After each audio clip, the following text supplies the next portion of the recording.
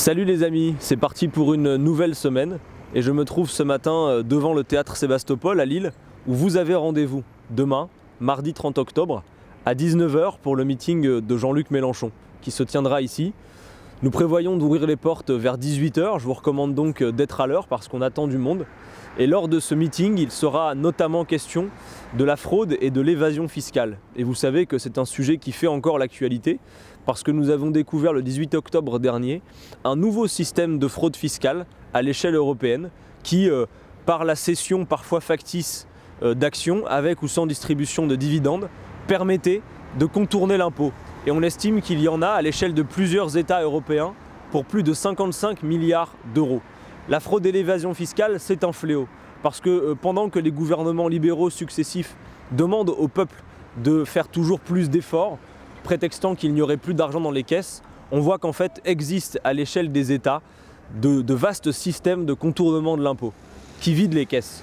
En France, c'est plus de 100 milliards d'euros de fraude et d'évasion fiscale. Ça représente plus de 1 600 € par an et par contribuable. Autant de manque à gagner pour nos services publics, pour financer tous les biens communs. Donc c'est un grand sujet et c'est la raison pour laquelle ce sera l'un des thèmes principaux du meeting de Jean-Luc Mélenchon ce mardi à Lille. Il est aussi temps pour nous de retourner sur le fond politique parce que l'actualité est dense et il n'est pas question de nous laisser enfermer dans la séquence qui a suivi les perquisitions.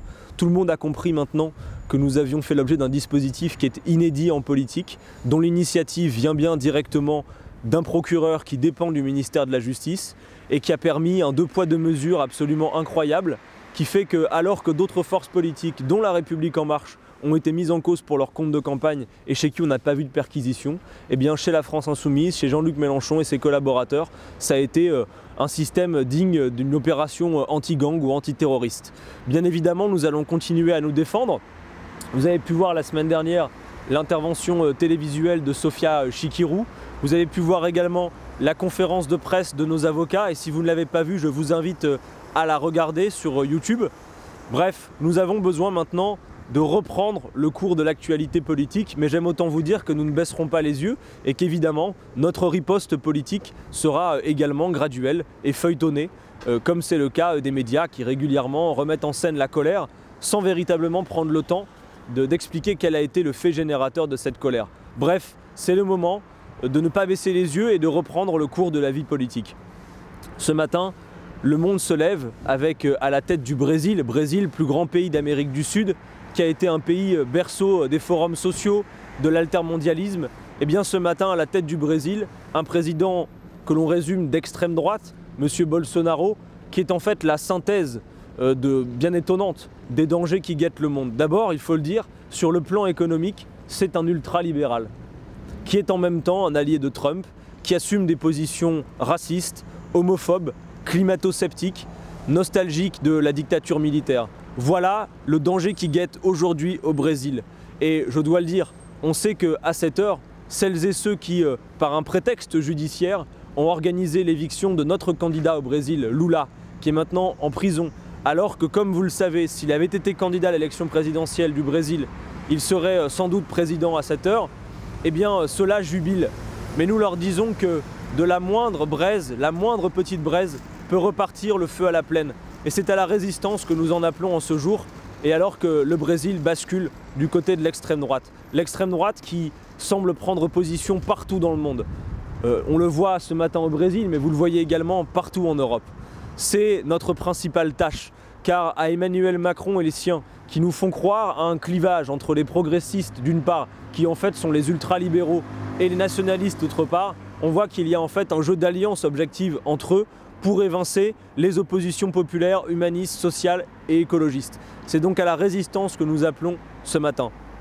Car Emmanuel Macron et Édouard Philippe poursuivent leur œuvre qui consiste à défaire la France pour faire l'Europe du fric. Je vous rappelle que après le Code du travail, après l'ouverture à la concurrence de la SNCF, ce sont de nouveaux coups qui s'apprêtent à être portés. À l'horizon, il y a dans quelques mois la réforme annoncée des retraites qui va complètement dynamiter notre système de retraite tel qu'il fonctionne aujourd'hui.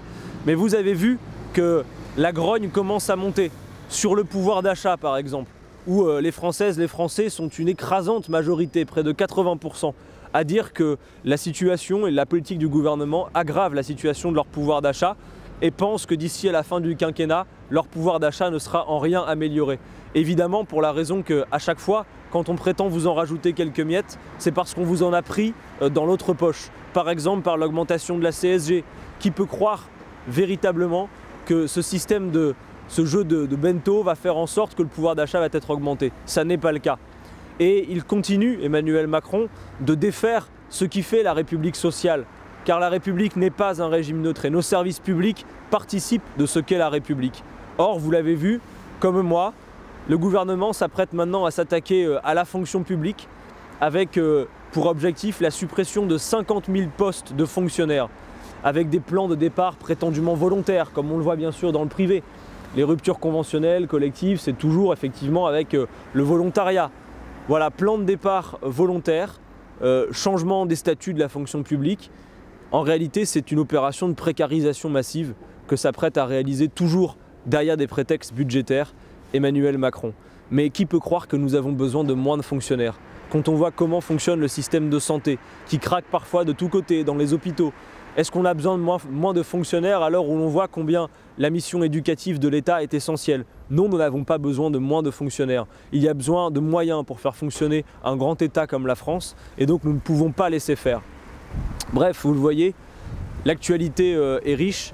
Cet après-midi, je me trouverai sur le site de Saint-Saulve à Ascoval, puisqu'il y a là aussi une véritable énigme pour Emmanuel Macron qui avait fait beaucoup de promesses sur le projet industriel français. Eh bien, vous avez une aciérie, l'aciérie Ascoval à Saint-Saulve, qui est menacée de fermeture avec 280 salariés qui attendent de savoir quel va être leur sort parce que le principal actionnaire, Vallourec, d'ailleurs Vallourec dont l'État est actionnaire lui-même à hauteur de 17%, eh bien, ne veut pas mettre la main à la pâte pour que le projet de reprise de l'aciérie Ascoval soit mené à bien. C'est tout à fait dangereux parce qu'au-delà des emplois qui sont menacés, au-delà des promesses qui ne sont pas tenues, il faut savoir que l'aciérie d'Ascoval à Saint-Saulve fait de l'acier spécial.